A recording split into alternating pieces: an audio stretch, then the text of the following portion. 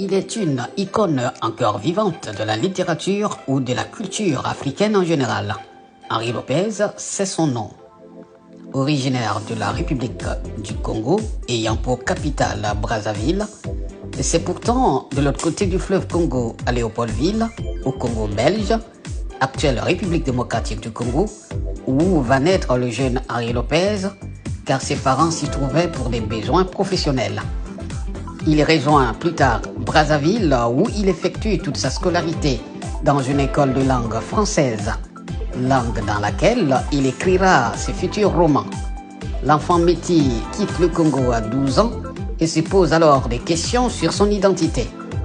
Après des études secondaires à Nantes, il part étudier l'histoire à la Sorbonne à Paris.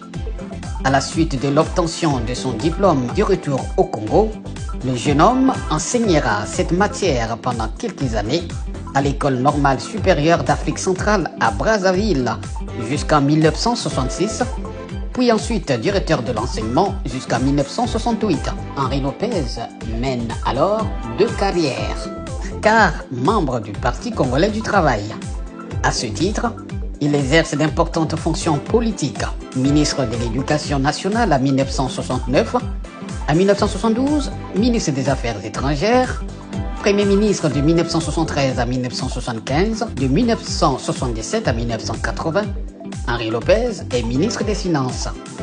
Malgré toutes ses responsabilités, il poursuit son travail d'écriture. Dans son œuvre, comme dans sa carrière politique, il milite pour une Afrique ouverte sur le monde. L'écrivain encourage le métissage culturel et trouve l'inspiration pour ses écrits dans la culture africaine, mais aussi dans celle du reste du monde. Habile écrivain, Lopez emploie parfois un ton ironique dans ses récits pour entremêler la fiction et la réalité. Ceci lui permet ainsi de traiter avec plus de légèreté des mots qui frappent l'Afrique. Ancien directeur général adjoint de l'UNESCO pour l'Afrique, Henri Lopez était l'ambassadeur du Congo en France de 1998 à 2016. Les principales œuvres d'Henri Lopez, sans les citer de façon exhaustive, sont Tribalique, publié en 1971, Le Pleurer-Rire en 1982, Le Chercheur d'Afrique en 1990, Sur l'autre rive en 1992, Le Lys et le Flamboyant en 1997 et Ma grand-mère Bantou et mes ancêtres gaulois en 2003. Homme discret, il évite souvent des prises de position politiques dans les débats publics. Fatigué, ses apparitions en public sont de plus en plus rares.